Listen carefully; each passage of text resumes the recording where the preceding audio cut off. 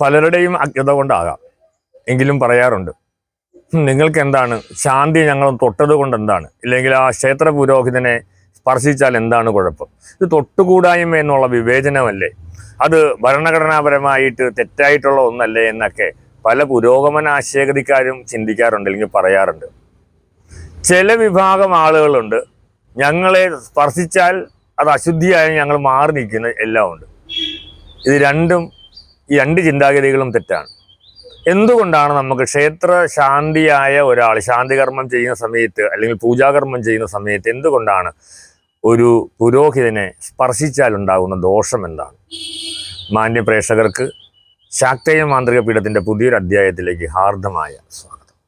ഇത് നിങ്ങളുടെ അറിവിലേക്കാണ് പറയുന്നത് കേട്ടോ. ഇതിൻ്റെ അകത്ത് പ്രത്യേകിച്ച് നിങ്ങൾക്ക് എന്തെങ്കിലും പ്രയോജനം ഉണ്ടാകുമോ ഇത് കേട്ടത് കൊണ്ടൊന്നും എനിക്കറിയില്ല. പക്ഷേ ഈ ഒരു അറിവ് നിങ്ങൾക്ക് ഏറ്റവും ഉപകാരപ്പെടും. നമ്മളുടെ പല ക്ഷേത്രങ്ങളിലും ശാന്തിക്കാർ നമ്മളോട് മാറി നിൽക്കുക എന്ന് പറഞ്ഞ് അസ്പർശതയോടുകൂടി നമ്മളെ മാറ്റി നിർത്താറുണ്ട്. പലർക്കും അത് കേൾക്കുമ്പോൾ പല ബുദ്ധിമുട്ടും തോന്നാറുമുണ്ട്. പലരും ചിന്തിക്കാറുണ്ട്, ഞങ്ങളും കുളിച്ച് ശുദ്ധമായിട്ട് വന്ന് നിൽക്കുന്നവരാണ്, ഞങ്ങളെ തൊട്ടത് കൊണ്ട് എന്താണ് കുഴപ്പം എന്നൊക്കെ ചിലർ നേരിട്ട് ചോദിക്കും, ചില ആളുകൾ മനസ്സിൽ ചിന്തിക്കും, ചിലർ പരസ്പരം പറയും. ഇതിനൊരു ശാസ്ത്രീയതയുണ്ട് കേട്ടോ.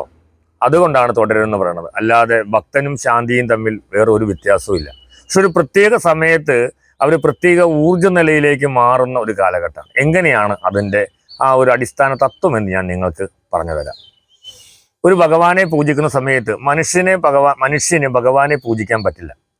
അതുകൊണ്ട് പൂജാരി സ്വയം ഈശ്വരനായിട്ട് മാറേണ്ട ഒരു പ്രോസസ് ഉണ്ട്.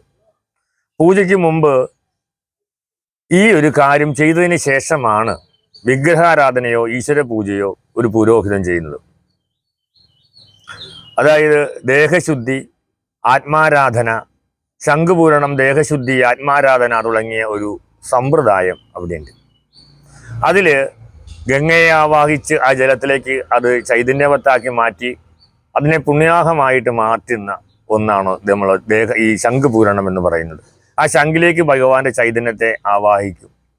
അതിനുശേഷം സ്വയം ഈശ്വരത്വം വരിക്കുന്ന രീതിയിലുള്ള ദേഹശുദ്ധിയും ആത്മാരാധനയും നടത്തി ഈ പൂജാരി സ്വയം ഈശ്വര തുല്യമായ ഒരവസ്ഥയിലേക്ക് തൻ്റെ ശരീരത്തിലെ കുണ്ടലിനി ശക്തിയെ ഉണർത്തിയെടുത്ത് സ്വയം ഈശ്വരമയമായി താൻ ഏതു ഭഗവാനെയാണോ പൂജിക്കുന്നത് ആ ഭഗവാന്റെ ചൈതന്യ രൂപമായി സ്വയം മാറുന്നു.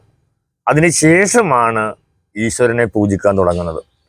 അത് ഈ ദേഹശുദ്ധി വിടർത്തുന്ന സമയം വരെ, അതായത് പൂജ അവസാനിക്കുന്ന സമയം വരെയും ഇയാൾ സ്വയം ഈശ്വരത്വം കൽപ്പിച്ച് ഈശ്വരീയ ഭാവത്തിലേക്ക് തൻ്റെ കുണ്ടലിനി ശക്തിയെ ഉണർത്തിയിട്ടാണ് സഹസ്രാര പത്മത്തിൽ എത്തിച്ചതിന് ശേഷമാണ് ഭഗവാനെ പൂജിക്കുന്നത്.